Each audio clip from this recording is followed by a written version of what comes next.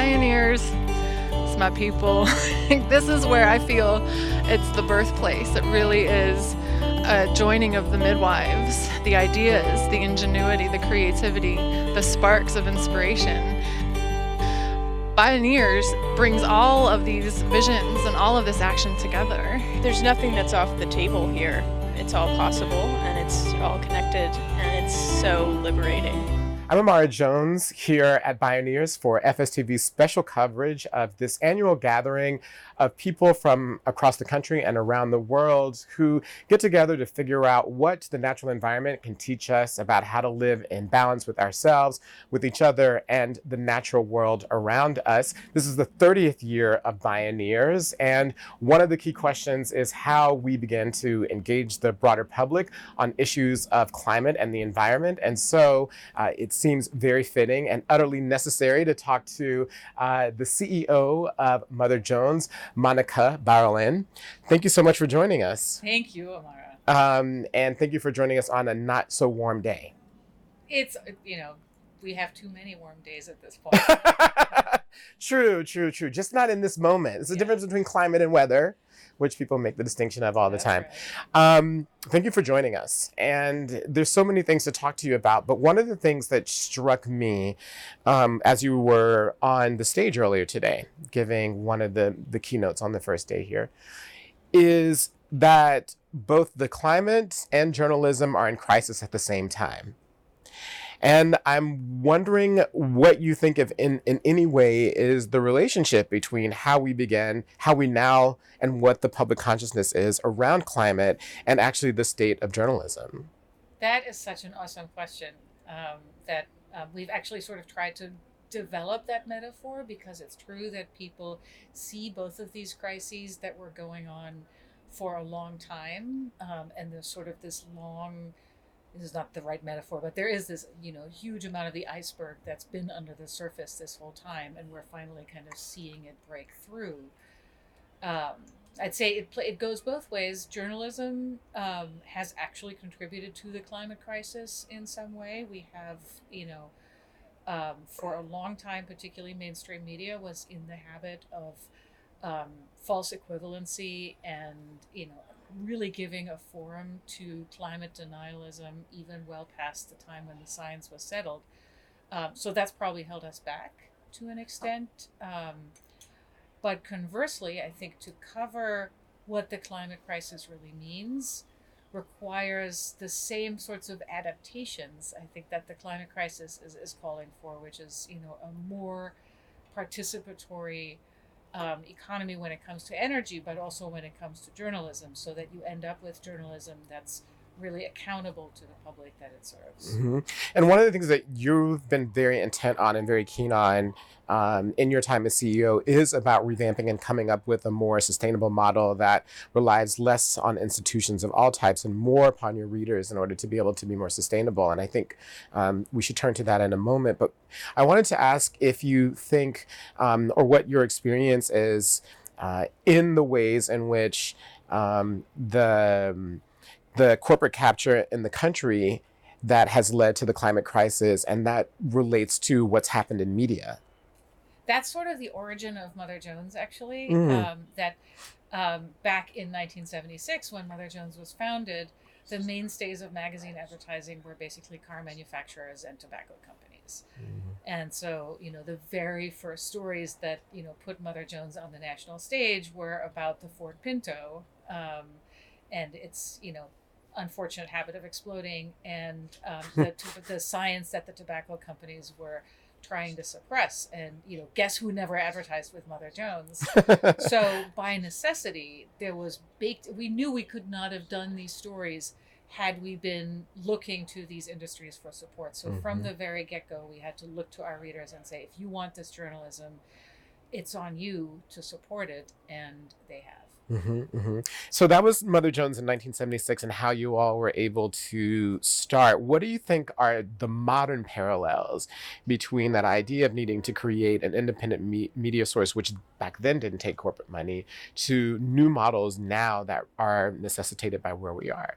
Well, now we're at a point where, it used to be that advertising dollars did subsidize a lot of media, some of which, good journalism came out of that era. Yeah. But there was always, that threat of advertising money influencing the work. Now the advertising money is all over at Facebook and Google, and there's a lot of issues having to do both with, how those companies dominate the news that you can access, but Correct. the immediate effect on media is just that there's so much less journalism being done because the revenue is not there. So now it's a really straightforward proposition of, if we're going to have any journalism at all, since advertising will no longer support it, we're going to have it supported by readers. So now it's no longer filling in around the mainstream media, it's being the new mainstream.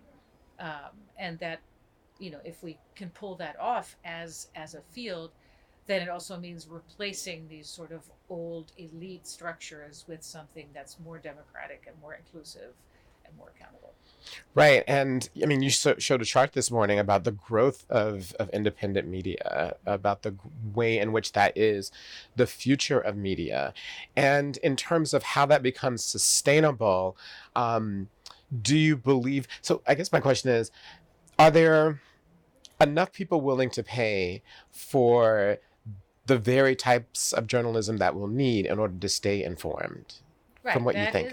That is sort of that's exactly a $1 billion question. And that sounds like a really huge number, but basically 1 billion is the gap between what is going into journalism now and what used to go into journalism. And, not to, go into the weeds of whether we want to replicate exactly what we used to have, but we've lost a lot. And, when people say sustainable, often what they mean is free.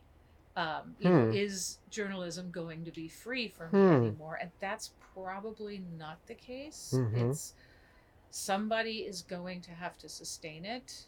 But when you do that democratically and you have people, not everybody is going to be able to subscribe to, a magazine or a website or give any money at all. But some people can do quite a lot and some people can do a little bit. And when you spread it all around, I think, $1 billion happens to be about the size of the dance sector in the United States. Dance is awesome.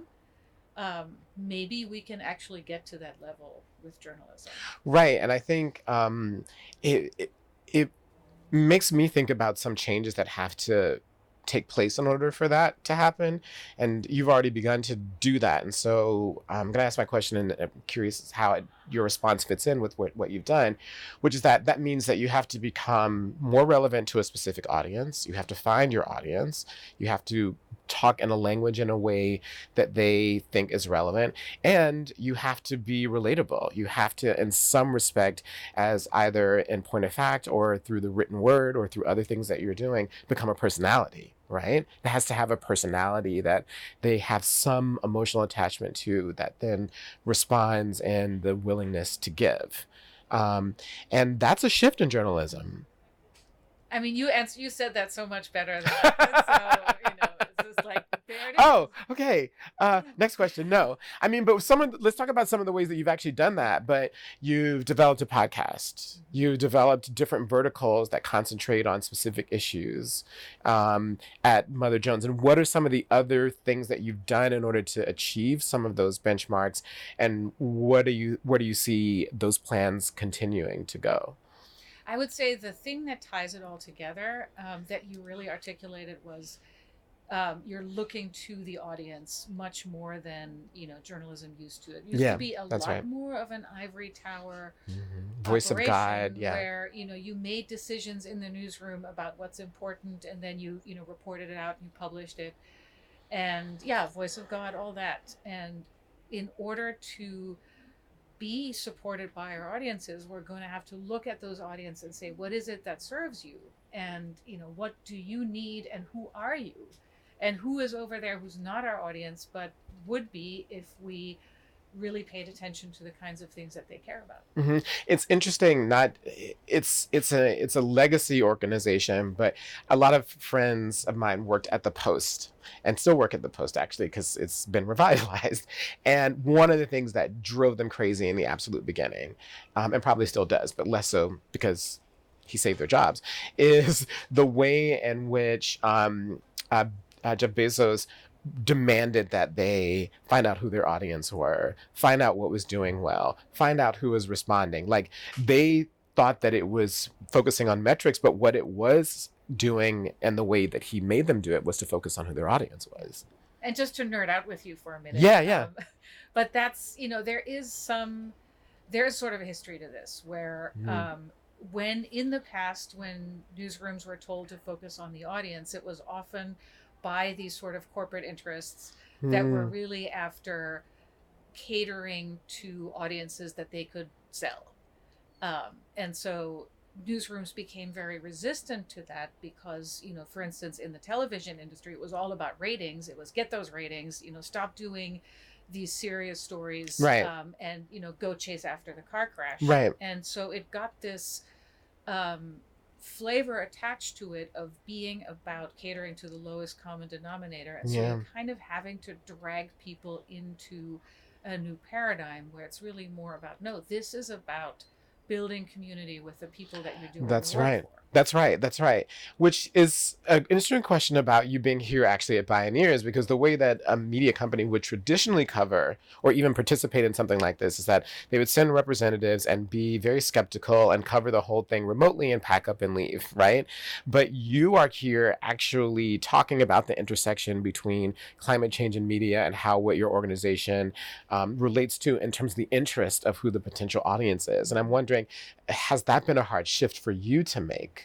No. But that's because, Mother Jones has always lived, because we were always constituted to be about serving an audience that wants to engage with the world and that wants to make change. And so our job has always been giving these audiences that, engage in different ways and in different places and times, the information that they need to say, here's where the levers of power are, here's where the sources of abuse of power are, these are some solutions that people are working on. And so it's a joint endeavor anyway.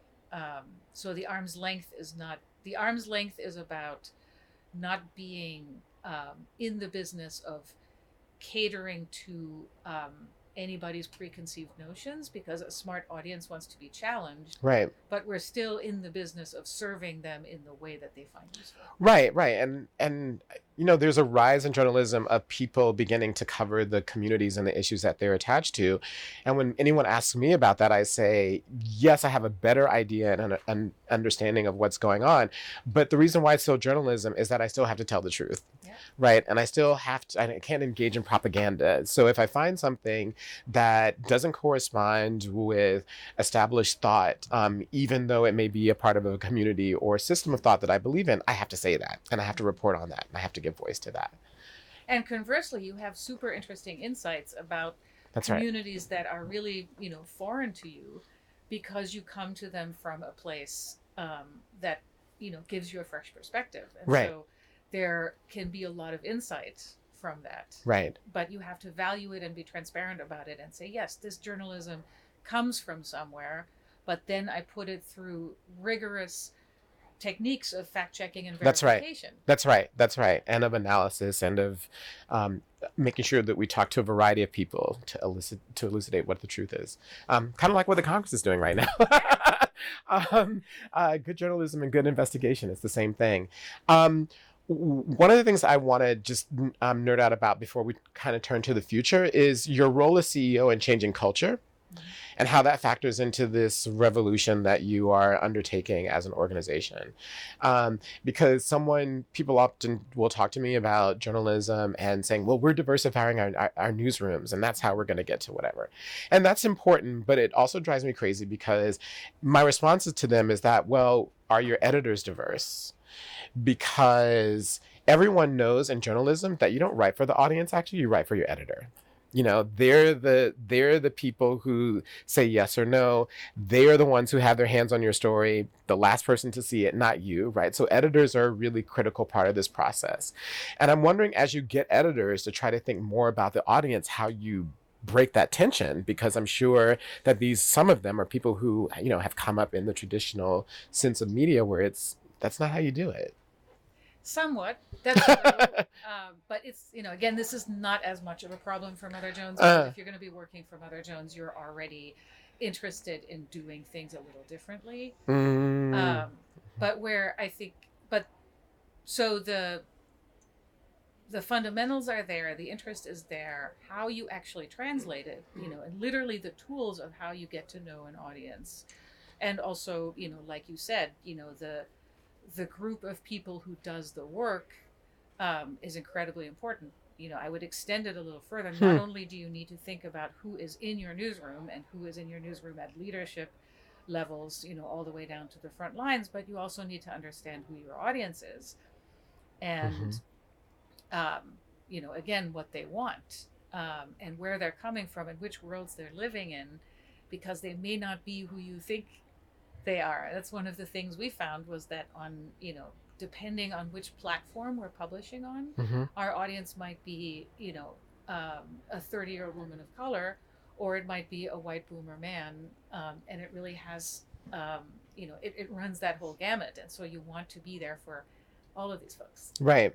So finally, let's turn to the future, and the future kind of in two ways. As you look out on the landscape for 2020, what do you think are the things that your audience cares most about? And then secondly, in terms of, as you look out into the future in terms of Mother Jones and how you're continuing to be, to respond and to report in ways that are relevant to your audience, what are the long-term plans for you to do that in ways that you may not be doing now? I think the way that there's never going to be a stable state again. Right? We are never going back to where media works a certain way, and that's how it's going to be, for even half a lifetime. So the fundamental principle is going to have to be being constantly curious and constantly looking for, where the audience is going now, what are they caring about now, what can we do to surface things for them that they're not thinking about yet.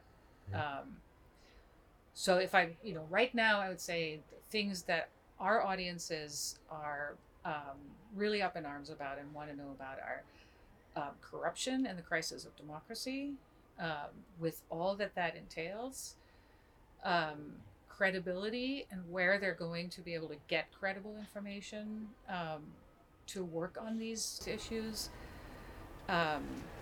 climate and justice. Those four pieces pretty much are what lights them on fire, and so that's what lights us on fire. Right. And I guess the new language is verticals. Those are some of your key verticals where you focus and concentrate on. And to bring it full circle, it's interesting because all of the things that you mentioned that have to happen at Mother Jones, at other news organizations, and journalism in general about adaptivity, responsiveness, creativity, are also the same things that everyone here at Bioneers says are necessary to save the environment and to stave off the worst of the climate crisis. We were just doing a workshop actually where wow. we were talking about building better news ecosystems, because you have to, it really does end up being an ecosystem where you have not just two large national newspapers that do your investigative reporting for you. You have to have a diversity of voices. You need small players, local players, really focused niche players, et cetera, and they all end up working together. And if you pull out the top predator, I'm not sure who that would be, but then if you pull out the little soil organisms, the whole system collapses. Yeah.